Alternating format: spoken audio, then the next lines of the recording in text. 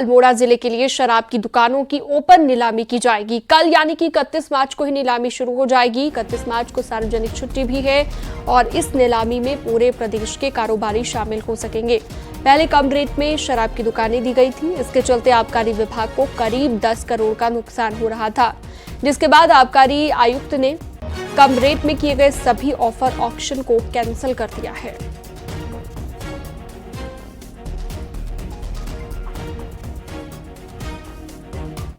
देहरादून जू में रविवार को एक बड़ा हादसा टल गया। यहां पर जू की पार्किंग में कोई पैराफिट न होने के चलते प्रेटको की कार पार्क करने के दौरान खाई में जा गिरी।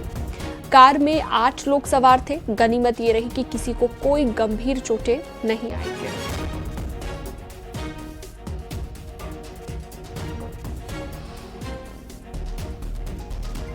राजधानी देहरादून में रविवार को लोगों ने अनोखे अंदाज में विभिन्न प्रोजेक्ट के लिए पेड़ों को काटे जाने का विरोध जताया।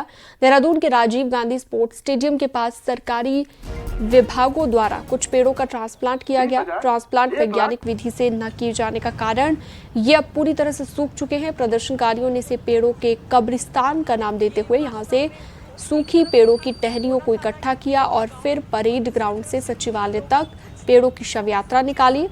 प्रदर्शनकारियों का कहना था कि मौजूदा विकास मॉडल पर सरकार को पुनर्विचार करना चाहिए।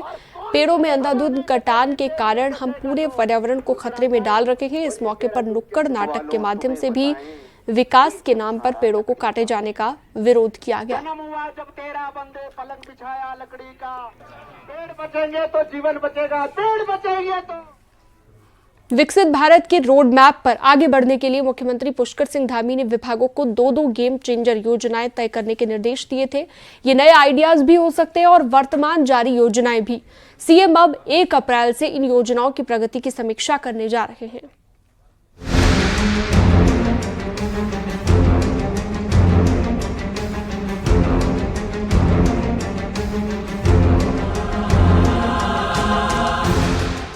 राज्य सरकार ने साल 2027 तक सकल राज्य घरेलू उत्पाद यानी जीएसडीपी को दोगुना करने का लक्ष्य दिया है।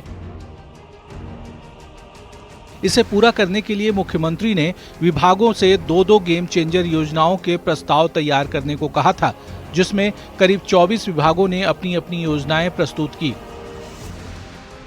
इनमें से कई योजनाओं पर काम शुरू भी हो चुका है। मकसद है कि सरकार जब 2027 के चुनाव में जाए तो ये योजनाएं उसकी पहचान बन जाएं। सीएम पुष्कर सिंह धामी 1 अप्रैल से इन योजनाओं की प्राथमिकता के आधार पर समीक्षा करने जा रहे हैं। कृषि विभाग में ई-रूपी को गेम चेंजर योजना के रूप में लिया गया है। डिजिटल पेमेंट से किसानों को लाभ होगा। सरकार ने बजट में इसके लिए 25 करोड़ की व्यवस्था भी की है। शीतकालीन यात्रा को भी गेम चेंजर योजना के रूप में रखा गया है। उद्यान विभाग में एप्पल मिशन और क्लस्टर पॉली हाउस की स्थापना। शहरी विकास विभाग ने पूरे राज्य में 100 नए पार्कों के निर्माण की योजना बनाई है। इसके लिए 100 करोड़ का बजट का प्रावधान भी किया गया है। एआई के माध्यम से स्ट्रीट लाइट के मैनेजमेंट पर काम होगा, जिसके लिए 275 करोड़ का बजट रखा गया है और राज्य में करीब 10,000 इलेक्ट्रिक बसों का संचालन किया जाएगा। प्रत्येक विभाग को 2-2 योजनाएं जिनके एक छाप हो और उत्तराखंड की जनता के लाभकारी योजना की दृष्टि से देखा जाए, उन योजनाओं के लिए प्रस्ताव मांगे गए हैं। और मुझे जो लगता है कि जितने विभाग हैं सबने 2-2 योजनाएं दे दी, उनमें से फिर उन योजनाओं की जो वर्तमान परिस्थितियों में आवश्यकताएं हैं उसके आधार पर उनका इम्प्लीमेंट सरकार करेगी। और मैं कह सकता हूँ कि विकसित उत्तराखंड की दृष्टि से हम लोग आगे बढ़ेंगे। हालांकि इनमें से कई योजनाएं अभी परवान नहीं चढ़ पाई हैं। क्लस्टर पॉली हाउस योजना का सबसे बुरा हाल है। सीएम अब 1 अप्रैल से 5 अप्रैल तक 4 बड़ी बैठकों के माध्यम से 13 विभागों की गेम चेंजर योजनाओं की समीक्षा करने जा रहे हैं। हॉर्टिकल्चर और एग्रीकल्चर में हमारे यहाँ बहुत संभावनाएं हैं। एप्पल मिशन में 35 करोड़ की व्यवस्था सीएम साहब ने की है और आज हाई डेंसिटी का एप्पल जो हम लगा रहे हैं, पहले सेब का पौधा 5-6 साल में फल देता था और आज M9 1 साल में फल दे रहा है। पहले साल में 6.5, दूसरे साल में 22, तीसरे साल में 24.5 और इसलिए लोग इस ओर आ रहे हैं। गेम चेंजर योजनाएं एक तीर से दो निशाने साधने का काम करेंगी। ये वो योजनाएं हैं जो राज्य के विकास में तो अहम साबित होंगी, साथ ही 2027 के चुनाव में सरकार का मुखौटा भी बनेंगी। इसलिए विभाग कोई भी हो, मुख्यमंत्री खुद इसकी मॉनिटरिंग करने जा रहे हैं। न्यूज़ 18 के लिए देहरादून से सुनील नौप्रभात की रिपोर्ट।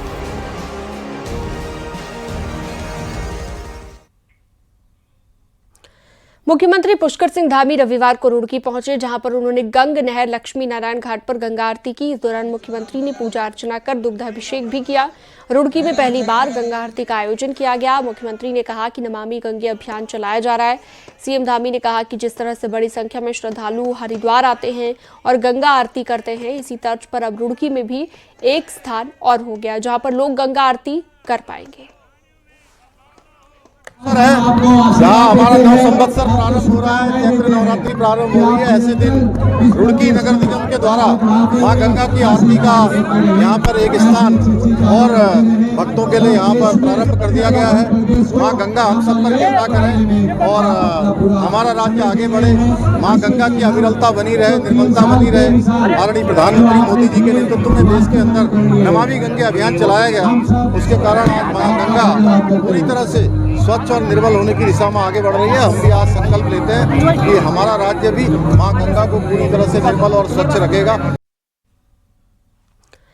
डोईवाला और देहरादून के बीच स्थित लच्छीवाला टोल प्लाजा पर लगातार हो रही दुर्घटनाओं को लेकर कांग्रेस ने प्रदर्शन किया, जिसमें हरीश रावत भी शामिल हुए और टोल प्लाजा को हटाने की मांग का समर्थन किया गया। प्रदर्शनकारियों ने चेतावनी दी है कि अगर सरकार ने जल्द ही इस टोल प्लाजा को हटाने की दिशा में कोई कदम नहीं उठाया तो वो अपना आंदोलन और तेज करेंगे।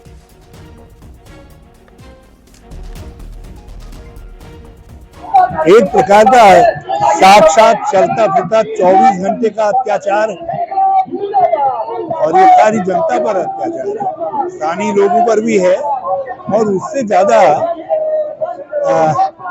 पौड़ी, चमोली, कोटद्वार, रुद्रप्रयाग, यहाँ से आने वाले लोग, टिहरी से आने वाले लोग जो थोड़ा सा चलते हैं ना इस हाईवे में, उनसे भी उतना ही टैक्स वसूला जा रहा है। विकासनगर के पचवादून में अवैध खनन से लदी ओवरलोड गाड़ियां दिन दहाड़े दौड़ती नजर आ रही हैं। खनन माफियाओं के हौसले इतने बुलंद हैं कि उन्हें अब नियमों का भी कोई डर नहीं रहा। क्षेत्र में अवैध खनन जोरों पर चल रहा है, जिसके चलते स्थानीय जनता भी बेहद परेशान है।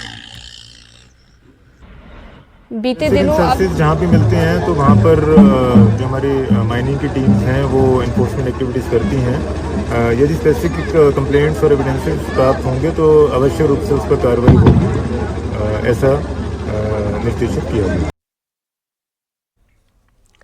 देहरादून का एक ऐसा इलाका जो शिक्षा का हब तो बन ही रहा है, लेकिन अपराध का ग्राफ भी इस इलाके में तेजी से बढ़ने लगा है, जो कि छात्रों के भविष्य को भी अंधकार में ले जा रहा है। इसी को लेकर रिपोर्ट देखिए। राजधानी देहरादून को शिक्षा का हब माना जाता है और प्रेमनगर के विदौली, पौंधा, कंडोली और डूंगा जैसे इलाकों में कई नामी विश्वविद्यालय और कॉलेज हैं, जहां हजारों की संख्या में छात्र पढ़ाई के लिए आते हैं। लेकिन इसी के साथ इस इलाके में अपराध का साया भी गहराने लगा है।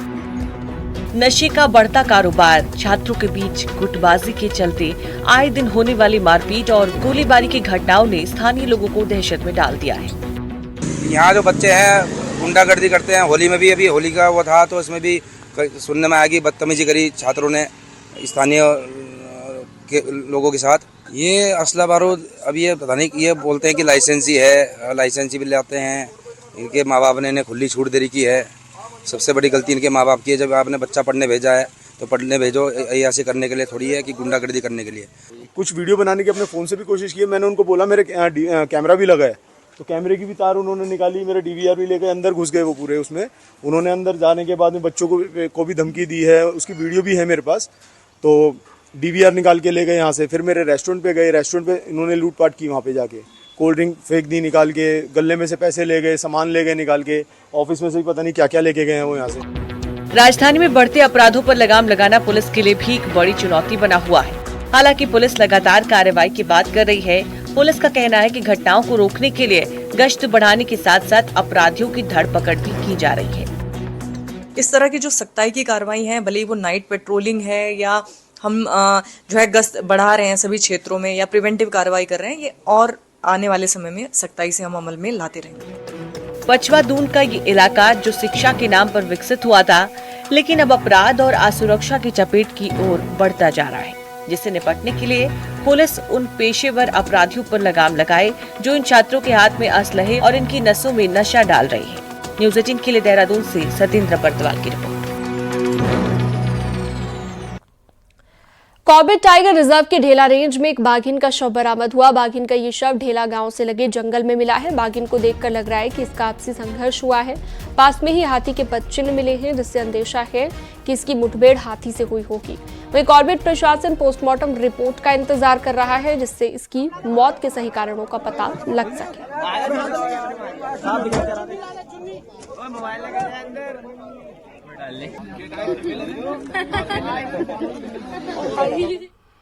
कॉर्बेट में भालुओं की गणना की प्रशासन ने तैयारी कर ली है। कॉर्बेट में भालुओं की 2 किस्म पाई जाती हैं, हिमालयन ब्लैक बियर और स्लोप बियर। इनमें से एक पहाड़ी क्षेत्र में रहता है तो दूसरा भालू मैदानी इलाकों में पाया जाता है। लेकिन ये भालू कितनी संख्या में कॉर्बेट में मौजूद हैं, ये फिलहाल पता नहीं चल पाया है। इसके लिए अब कॉर्बेट प्रशासन इनकी गिनती का मन बना रहा है, जो कि कैमरा ट्रैप विधि से की जाएगी। देखिए, कॉर्बेट टाइगर रिजर्व का जो पूरा क्षेत्र है वो अन्य वन्य जीवों के साथ साथ भालुओं के लिए भी एक बहुत ही अच्छा वासस्थल है। भालुओं की जो गणना पूरे टाइगर रिजर्व लेवल पर हमने कभी पहले इससे पहले नहीं की है। अभी हम एक नई टेक्नोलॉजी के साथ, जिसमें कैमरा ट्रैप का इस्तेमाल किया जाएगा और कुछ स्टैटिस्टिकल मॉडलिंग जो है उनको भी किया जाएगा। बीते कुछ सालों में मौसम के मिजाज में काफी बदलाव देखने को मिले हैं। सर्दियों में जहां ठंड गायब रही, वहीं बीती बरसात में सूखे जैसे हालात रहे। अब कृषि आयोग कुछ नया कर रहा है, देखिए। इसे ग्लोबल वार्मिंग का असर कहें या फिर कुछ और, बीते कुछ सालों में मौसम चक्र लगातार बदलता रहा है। बरसात और सर्दियों में वेदर पैटर्न साल दर साल नए रूप में सामने आ रहा है। यही नहीं, समय के साथ पारा भी लगातार चढ़ रहा है।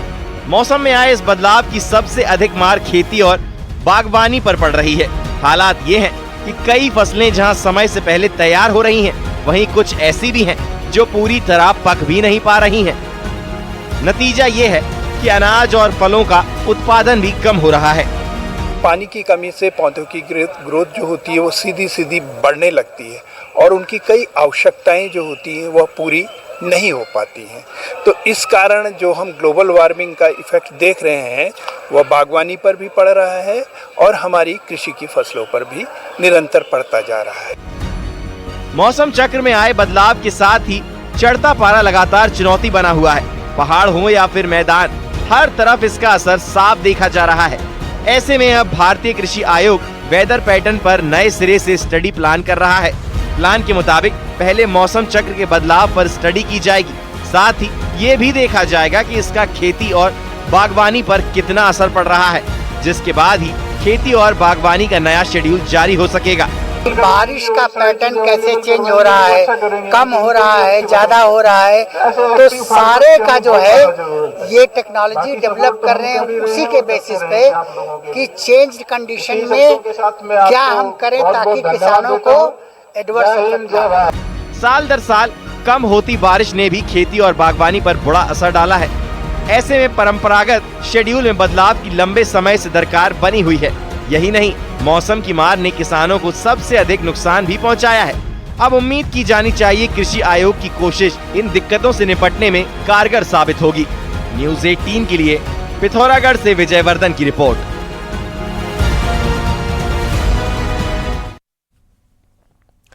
उत्तराखंड में खेल विभाग ने उदयमान योजना के तहत रजिस्ट्रेशन प्रक्रिया शुरू कर दी है, जो कि 31 मार्च तक चलेगी और इस योजना का उद्देश्य युवा खिलाड़ियों को बेहतर अवसर और सुविधाएं प्रदान करना है। अब तक 8000 से ज्यादा युवा खिलाड़ियों ने ऑनलाइन रजिस्ट्रेशन कर लिया है। खेल विभाग का ये कहना है कि इस योजना के तहत खिलाड़ियों को बेहतर प्रशिक्षण, आर्थिक सहायता और संसाधन उपलब्ध कराए जाएंगे, जिससे वे राष्ट्रीय और अंतर्राष्ट्रीय स्तर पर बेहतरीन प्रदर्शन कर सकें। Final match Haridwar versus Dehradun.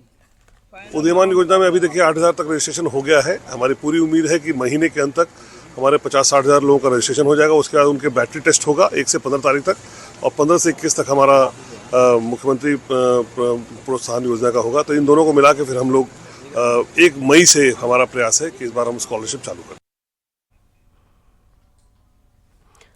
Chardham यात्रा में अब 1 महीने का वक्त बचा है। ऐसे में प्रशासन तैयारियों को अंतिम रूप देने में जुटा है। तीर्थ यात्रियों का सबसे ज्यादा दबाव ऋषिकेश में रहता है, जिसके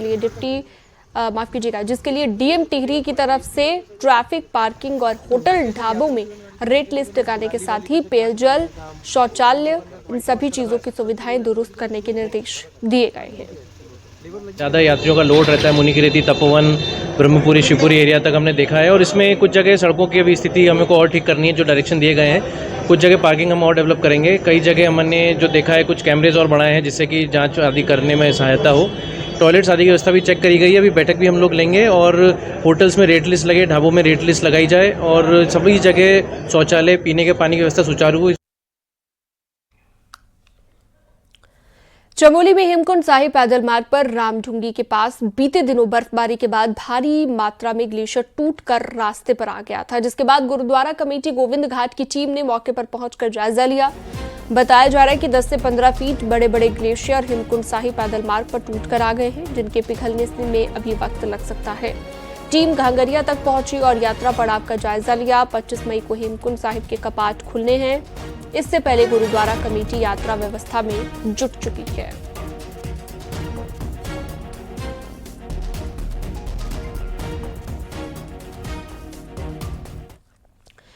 देहरादून में पिछले कई दिनों से प्राइवेट स्कूलों की फीस और किताबों का मुद्दा छाया हुआ है, लेकिन अब कार्रवाई के साथ मुकदमे भी दर्ज होने लगे हैं। एक रिपोर्ट आपको दिखाते हैं।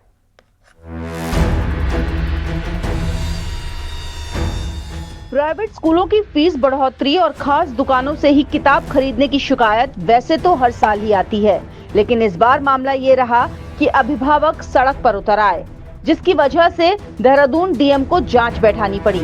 बाल आयोग में भी लोग आए दिन शिकायत लेकर पहुंच रहे हैं और पिछले 2 साल की तुलना में प्राइवेट स्कूलों की शिकायत की ग्राफ 2 गुना तक बढ़ गया। हर साल होता है कि जब ये नया सत्र की शुरुआत होती है और विद्यालयों में फीस की बढ़ोतरी अनाउंस होती है, किताबें बदल दी जाती हैं और एक अननेसेसरी के लोड पेरेंट्स को मिलते हैं, तो हर साल ये शिकायतों का जो है ना मैक्सिमम पीरियड होता है मार्च अप्रैल एंड तक, और इस बार तो मैं देख रही हूँ कि उसमें और बढ़ोतरी ही हो रही है। हमारे पास भी बहुत शिकायतें आ रही हैं, शायद हमारी रीच बेटर हो गई है। दरअसल देहरादून में अभिभावकों की शिकायत पर डीएम ने जांच बैठाई है, जिसमें पाया गया कि ज्यादातर स्कूल ने खास दुकानदारों की मिलीभगत से अपनी किताबें ऊंचे दामों पर बेची हैं, जिसकी न बिल बुक है न ही जीएसटी। ऐसे में प्रशासन ने 3 लोगों के खिलाफ गंभीर धाराओं में मुकदमे दर्ज करवाए हैं। डुप्लीकेट बुक्स को स्टोर किया जा रहा है, स्टॉक किया जा रहा है और सेल किया जा रहा है। बिल्स नहीं दिए जा रहे हैं अभिभावक गणों को, और बहुत सारे आइटम्स ऐसे हैं जो against the will and consent of parents उनको फोर्स किया जा रहा है लेने। प्रमुख लोकेशंस पर रेड्स कंडक्ट किए हैं, स्टॉक सीज किए हैं और रेलिवेंट प्रोविजंस ऑफ बीएनएस में एफआईआर लॉन्च हो चुकी है। यानी साफ है कि हर साल एजुकेशन सेशन में शिक्षा माफिया इसी तरह सक्रिय होते हैं, जिसकी मार जनता पर पड़ रही है। ऐसे में नैनीताल, हल्द्वानी जैसे बड़े शहरों पर भी कार्रवाई की मांग उठने लगी है। न्यूज़ 18 के लिए देहरादून से भारती सकलानी ओनियाल की रिपोर्ट। पहाड़ों में पर्यटन सीजन शुरू हो गया है। पर्यटकों का दबाव पहाड़ झेल रहे हैं। नैनीताल से लेकर कैंची धाम तक सैलानियों की भीड़ तो है, लेकिन इंतजाम कुछ भी नहीं है। एक रिपोर्ट आपको दिखाते हैं।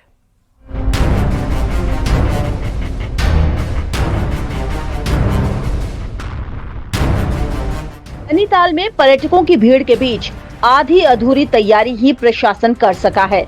नैनीताल जिला प्रशासन ने रूसी बाईपास और नारायण नगर में वाहनों को रोकने के आदेश दिए, लेकिन इंतजाम अधूरे ही हैं। हालात ये हैं कि गाड़ियों को खड़ा करने के लिए भी व्यवस्थाएं नहीं है। रूसी बाईपास में तो पानी, शौचालय के इंतजाम भी नहीं हो सके हैं। पर्यटकों की उमड़ी भीड़ के बाद अब प्रशासन के इंतजामों पर कारोबारी सवाल उठा रहे हैं। तो समझ लीजिए कि सीजन ने जोर पकड़ लिया है और तैयारियां बिल्कुल ज़ीरो हैं आज की तारीख में। नैनीताल में ठीक है, आप गाड़ियाँ रोकें, हम नहीं चाहते कि पूरी गाड़ियाँ शहर में आए, लेकिन जो व्यवस्था यहाँ पे बनी हुई है वो हमारे पास, जैसे बाईपास है, बाईपास में व्यवस्था ही नहीं है, नाली का काम चल रहा है, रोडों में जगह नहीं गाड़ी खड़े करने के लिए। लास्ट ईयर इनके द्वारा कहा गया था कि पार्किंगें तैयार कर दी जाएंगी, लेकिन पार्किंग कहीं भी धरातल पे नहीं दिखती। दरअसल नैनीताल में जाम से बचने के लिए हर साल रूसी बाईपास और नारायण नगर में वाहनों को रोका जाता रहा है, तो इस बार भीड़ बढ़ने के बाद भी इंतजाम नहीं हो सके। वहीं प्रशासन ने तो गुपचुप मीटिंग कर बिना स्टेक होल्डर से बातचीत कर ही अपना फैसला लागू कर दिया। हालांकि अब प्रशासन वाहनों को रोकने के आदेश के बाद काम करने की बात कर रहा है। रूसी बाईपास पे उसके लिए आज ही से वो व्यवस्था लागू हुई है। उसमें कुछ कमियां, जैसे कि आपने बताया, वो हमारे भी संज्ञान में आई हैं कि पानी और शौचालय की व्यवस्था वहाँ पे सुचारू रूप से नहीं थी। उसके लिए जिला पंचायत को निर्देशित कर दिया गया है और कल से वो सुविधा सुचारू रूप से हो जाएंगी। अप्रैल से नैनीताल में ये भीड़ कई गुना ज्यादा हो जाएगी, लेकिन इंतजाम नहीं हुए तो परेशानी पर्यटकों को ही उठानी पड़ सकती है। जरूरी है कि अधिकारी कमरों से बाहर निकले और सड़कों पर काम करें ताकि जनता को राहत मिल सके। न्यूज़ 18 के लिए नैनीताल से वीरेंद्र बिष्ट की रिपोर्ट।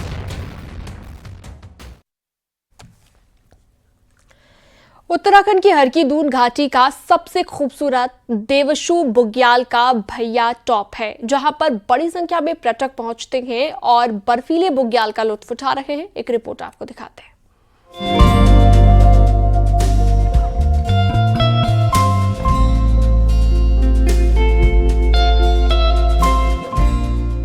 ये तस्वीर है हरकी दून घाटी की सबसे खूबसूरत और प्रसिद्ध देवशु बुग्याल भैया टॉप की, जहां हर साल बड़ी संख्या में पर्यटक पहुंचते हैं और इस बुग्याल का लुत्फ उठाते हैं। संकरी बेस कैंप से शुरू होने वाला ये ट्रैक बहुत ही खूबसूरत है। साथ ही बर्फीले पहाड़ों और बर्फ से ढके मैदानों की खूबसूरती इस ट्रैक को और भी खूबसूरत बना देती है। कालानाग देखा, ऐसे बहुत सारे बनिया टॉप के पहाड़ देखे, सुंदर सुंदर पहाड़ देखे, बर्फ के पहाड़ देखे। हमने बर्फ में चलना सीखा, ट्रेकिंग सीखी। अतुल्य भारत और अतुल्य उत्तराखंड और अतुल्य हिमालयन हाइकर्स, और ट्रैक बहुत ही सुंदर है, बहुत ही सुंदर है, और हमने बहुत सेफ्टी से और सिक्योरली अपना सबमिट किया। इस ट्रैक पर पहुंचने पर हिमालय के ऊंचे ऊंचे पर्वत शिखर के साथ स्वर्ग रोहिणी, बंदर पूंछ घाटी, गरुड़ पर्वत, व्हाइट माउंटेन, हटा मंदिता, चंगशील रेंज, देवकियार रेंज की दीदार भी पर्यटक करते हैं और बर्फ से ढके बुग्याल का भी पर्यटक आनंद लेते हैं। वहाँ टॉप से चारों तरफ बहुत खूबसूरत दृश्य है। वहाँ पर स्वर्गारोहिणी पूरा ग्रुप दिखता है, कालानाग दिखता है, बंदर पूंछ 1-2 दिखता है और हाटा मणिदा दिखता है, और इसके अलावा गरुड़ पर्वत और व्हाइट माउंटेन वहाँ से उसके दीदार होते हैं। यहाँ की खूबसूरत वादियों का सफर और रोमांचक पर्यटकों को अपनी ओर आकर्षित करता है, जिससे यहाँ सैलानी खींचे चले आते हैं और खूबसूरत देवशु बुग्याल की ट्रैकिंग का रोमांचित होते हैं। न्यूज़ 18 के लिए उत्तरकाशी से बलबीर परमार की रिपोर्ट।